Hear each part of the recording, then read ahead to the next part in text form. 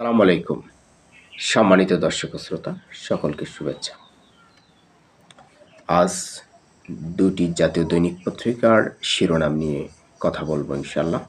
প্রথমে আমার হাতে রয়েছে দৈনিক সমকালের একটি শিরোনাম, সংস্কারে মত এখনও জানায়নি বিএনপি, জামায়াত, এনসিপি। ৫টি সংস্কার কমিশনের নেতৃত্বে ১৬৬টি সুপারিশ তুলে ধরা হয়েছে। এই সুপারিশগুলো জাতীয় ঐকমত্য কমিশনে আওতায় বিভিন্ন রাজনৈতিক দলগুলো তাদের মতামত পেশ করছে, বিভিন্ন সিদ্ধান্ত তারা দিচ্ছে। এই সিদ্ধান্তে ৩৮টি দলের মধ্যে ২৩টি কোনো মতামত পেশ করেনি, ১৫টি দল সিদ্ধান্ত জানিয়েছে। বাংলাদেশের বৃহত্তর রাজনৈতিক দল বিএনপি তাদের মতামত এখনও জানায়নি, জামায়াতে ইসলামী জানায়নি, এনসিপিও জানায়নি। বিএনপি তারা সময় চেয়েছে মতামত জানানোর জন্য। জাতীয় ঐকমত্য কমিশনের পক্ষ থেকে ১৩ই মার্চ পর্যন্ত মতামত জানানোর জন্য সুপারিশ করা হয়েছিল। তারপর কিছু রাজনৈতিক দলের মতামতের প্রেক্ষিতে কিছু সময় চাওয়া হয়েছে। বিএনপি চেয়েছিল তাদের মতামত ২০ মার্চের মধ্যে দেবে। ঐকমত্য কমিশন বলেছে সময় দিয়েছে ১৮ মার্চের মধ্যে দেওয়ার জন্য, কিন্তু এখনও তাদের মতামত দেওয়া হয়নি। যাই হোক, দেশের বৃহত্তম রাজনৈতিক দল তাদের মতামত দিবে। তারা ৩১ দফার আলোকে এই সিদ্ধান্ত তারা নিয়েছে। তারা সংখ্যানুপাতিক ইলেকশনের পক্ষে নয়, তারা চাচ্ছে,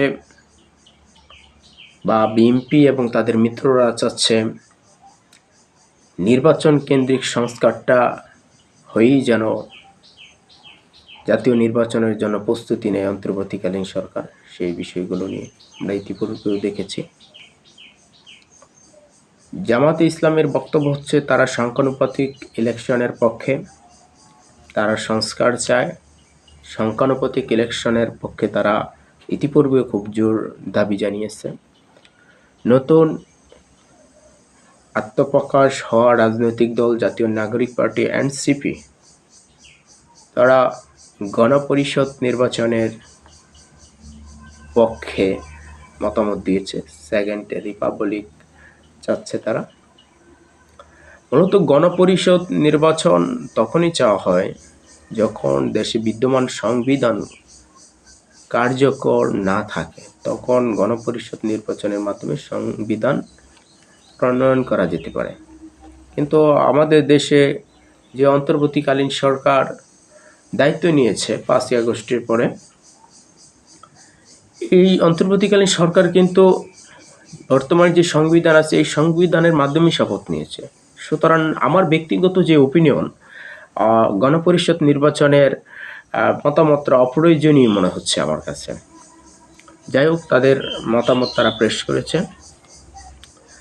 তারপর আমার হাতে আরেকটি শিরোনাম রয়েছে দৈনিক যুগান্তরের, ভারতীয় প্রোপাগান্ডায় তুলসীর তাল। বিগত কিছুদিন ধরে খুব তুলপাড় একটি বক্তব্যকে কেন্দ্র করে যুক্তরাষ্ট্রের গোয়েন্দা প্রধান তুলসী গ্যাবার্ট ভারতে একটি প্রোগ্রামে এসেছিলেন। সেখানে তিনি বাংলাদেশে সংখ্যালঘু নির্যাতনের বিষয়ে কথা বলেছেন। বাংলাদেশে নাকি ইসলামী সন্ত্রাসবাদের একটি প্রভাব সৃষ্টি হয়েছে, এরকম মন্তব্য তিনি করেছেন। আর মূলত ৫ই আগস্টের পরে যেই সংখ্যালঘু নির্যাতন হয়েছে, সেটা যে হরতেই হয়েছে, যেরকমই হয়েছে, সেটাকে আমরা দেখেছি ভারতীয় গণমাধ্যম খুব ফুলিয়ে ফাঁপিয়ে প্রকাশ করেছে। তুলসী গ্যাবার্ড ভারতীয় কিছু গণমাধ্যমের বক্তব্যকে কেন্দ্র করে তাদের সামনে বা তুলসী গ্যাবার্ডের সামনে ভারতীয় গণমাধ্যমের পক্ষ থেকে কিছু দৃশ্য তো দেখানো হয়েছে সংখ্যালঘু নির্যাতনের, ওইটাকেই বক্তব্য করে পুঁজি করে মূলত উনি একটি বিস্ফোরক বক্তব্য দিয়েছেন, যেটা নিয়ে দুই দেশের মধ্যে একটি তোলপাড় সৃষ্টি হয়েছে। বাংলাদেশের অন্তর্বর্তীকালীন সরকারের পক্ষ থেকেও এর প্রতিবাদ জানানো হয়েছে। কারণ তুলসী গ্যাবার্ড কতটুকু সত্য জেনে এই বক্তব্যটা দিয়েছেন তা আদৌ যুক্তিসঙ্গত কিনা সেটা নিয়ে রাজনৈতিক মহলে বিশ্লেষকদের মধ্যে অনেক পার্থক্য দেখা দিয়েছে।